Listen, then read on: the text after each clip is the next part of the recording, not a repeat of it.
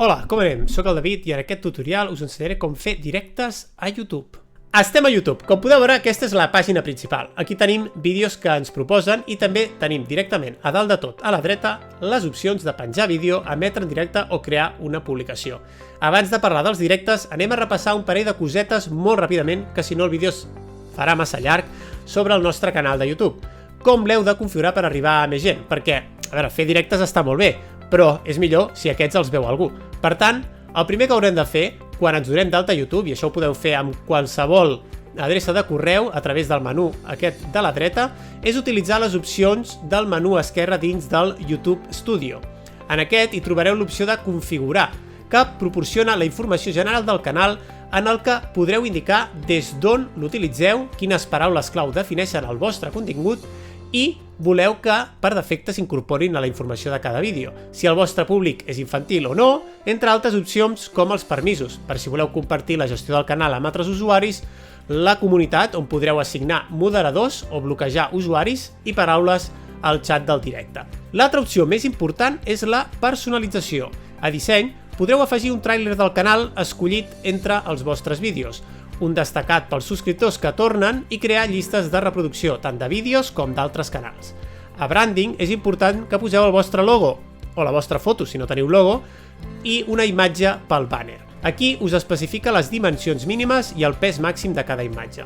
I també podreu decidir quan voleu que es vegi el vostre logo als vídeos. Si tot el vídeo, només al principi, només al final. Finalment, a informació bàsica posareu el nom del vostre canal, una breu descripció, els enllaços a les vostres xarxes socials i quan tingueu més de 100 subscriptors podreu personalitzar l'enllaç al vostre canal. Doncs vinga, un cop repassat la configuració inicial, anem a les opcions per emetre directe a YouTube. A continuació, teniu per separat els vídeos penjats dels directes emesos. I a publicacions, sempre que tingueu més de 100 subscriptors, hi podreu penjar textos, imatges i enquestes. Estil penjar coses a Twitter. Pel que fa a la informació de cada directe, YouTube ho tracta igual que els vídeos pujats a la plataforma. Per cada emissió teniu títol, descripció, portada, etiquetes, idioma, categoria, etc. És important omplir totes les opcions per ajudar la plataforma a col·locar correctament el vostre contingut. Per emetre en directe a YouTube teniu dues opcions. La primera i més senzilla és utilitzar una càmera web del propi dispositiu, ja sigui un ordinador, utilitzareu el navegador, o l'aplicació en un mòbil, l'aplicació de YouTube. I la segona opció, una mica més complicada, és utilitzant una aplicació específica que enviarà aquest contingut que genereu a YouTube. Amb el mòbil és molt fàcil, perquè només heu d'entrar a l'aplicació de YouTube, prémer el botó del mig i a baix, que posa un més, i emetre en directe. Aquí, a més de poder penjar vídeos o crear publicacions, com he dit abans, també podreu crear curs, que són els vídeos aquests verticals estil Reels d'Instagram o TikTok. Una opció bastant nova, però molt recomanable com a complement. Un cop premem emet en directe, connectarà la càmera del mòbil i tindrem les mateixes opcions que ja hem vist. El títol, dir-li qui pot veure el directe, si vols posar-li ubicació per geolocalitzar, per quin públic està fet el vídeo, entre altres opcions com per exemple programar-lo més tard. Un cop premis a següent, ja estaràs en directe i bé, en mòbil pots fer tant directes en vertical com en horitzontal. Per altra banda, si volem emetre directes des de l'ordinador, anirem a crear emet en directe i aquí ens donarà dues opcions, emetre ara mateix o programar un directe per més endavant. En el primer cas, després de configurar la segona opció, entrarem directament a la configuració del directe. En canvi, el segon cas ens crearà un nou vídeo per l'emissió en el llistat de directes. Un cop seleccionada la primera opció, ens demanarà si volem emetre directament la nostra càmera web, igual que amb el mòbil, o si volem enviar a YouTube la senyal del directe des d'una altra aplicació. Aquesta segona opció és la més elaborada i necessitarem instal·lar-nos a l'ordinador un programa des d'on realitzarem el contingut del directe. Provem primer la primera opció i després ja anirem a la segona. La primera opció és la càmera web. Aquí, òbviament, el navegador et demanarà permís per utilitzar-la i un cop permès ja podràs omplir la informació del directe la mateixa que hem vist pels vídeos. En el següent pas podràs decidir si tenir o no el xat en directe, si l'emissió és per tothom o només subscriptors, si el xat voleu que sigui més lent per moderar més tranquil·lament els comentaris i qui voleu que pugui trobar el directe a YouTube, per enllaç, públic o només per membres concrets. Per exemple, jo poso per privat, inicio directe i ja tenim el directe preparat, amb un enllaç per compartir el xat i poder igualment canviar la càmera, el micròfon o editar la informació.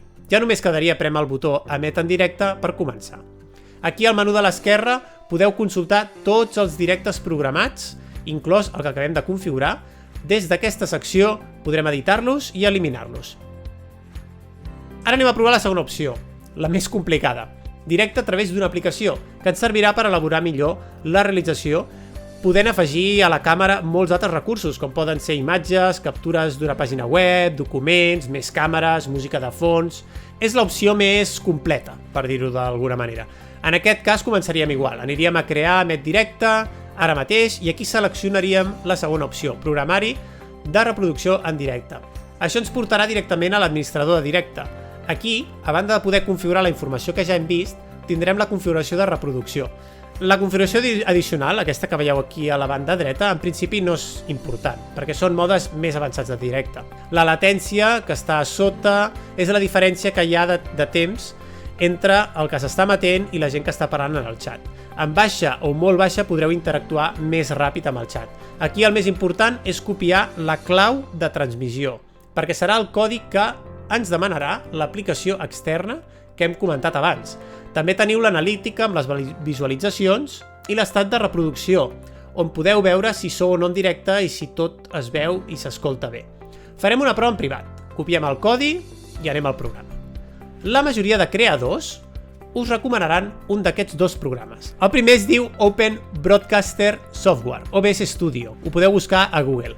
La web es diu obsproject.com i és tan fàcil com entrar a la pàgina web i descarregar l'arxiu instal·lable pel sistema operatiu que tingueu, Windows, Mac o Linux. Un cop descarregat, l'instal·leu i el podreu començar a utilitzar. El mateix passa amb el derivat d'aquest, que es diu Streamlabs OBS i que podeu trobar a la web streamlabs.com.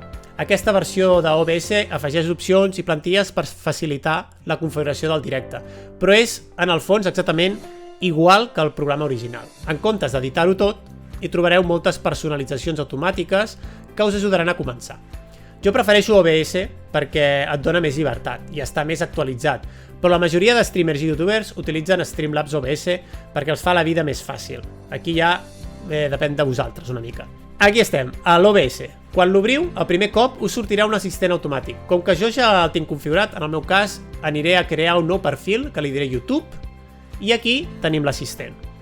Aquí, entre les opcions que us planteja, teniu retransmissió en directe i enregistrament. La segona, enregistrament, és per crear vídeos de més qualitat. Com que nosaltres volem fer directe, anirem a la primera opció, retransmissió en directe. Després li indiqueu la resolució i rapidesa del vídeo que voleu emetre. Per defecte pren la informació del sistema. I a la següent indiquem l'opció de YouTube.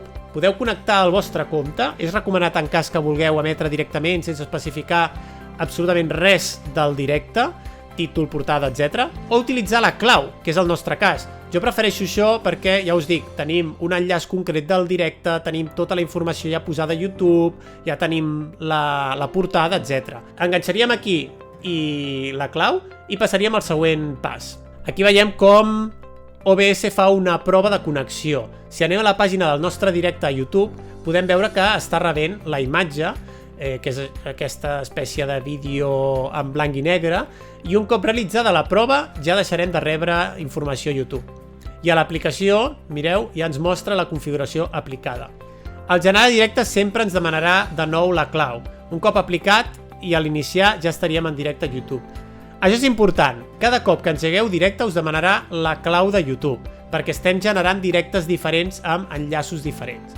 D'acord? Si connecteu el compte, no. Serà automàtic i sempre generarà un directe igual que l'anterior.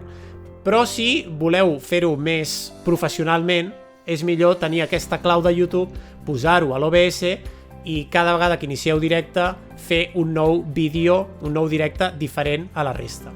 Aquí ja hem connectat i, com veieu, estem emetent una imatge en negre.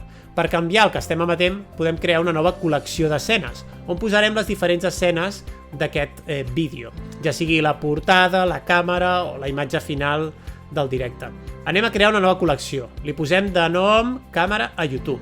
Aquí podem crear escenes com la portada del directe, l'escena amb la nostra càmera, i a Orígens hi posaríem els recursos que necessitem, com pot ser una imatge o l'entrada de vídeo de la càmera. Posem, per exemple, escena càmera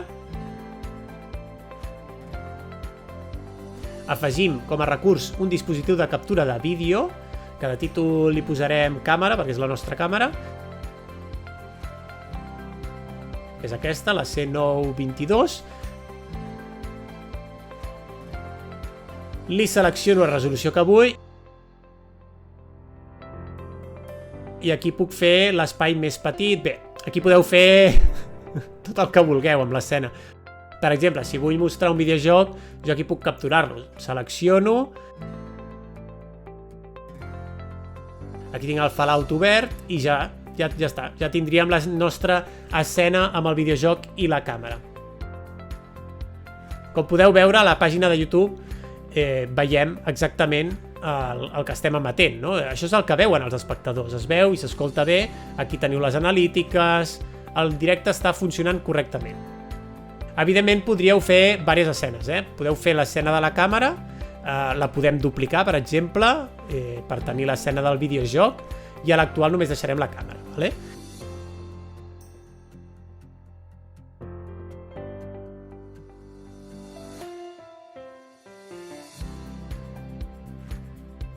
Així tindríem dues escenes, la de la càmera i la del videojoc.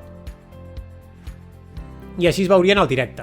Tal qual estic canviant d'escena l'OBS, es veu en el directe amb un retard d'uns segons. I quan volguéssiu acabar amb el directe, a la pàgina de YouTube premaríeu a finalitzar la reproducció i ja us sortirien les estadístiques, poder editar el vídeo, tallar parts o canviar la informació.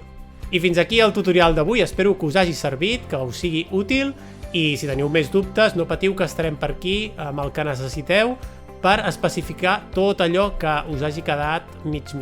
Així que res, moltes gràcies i ens veiem aviat. Adéu.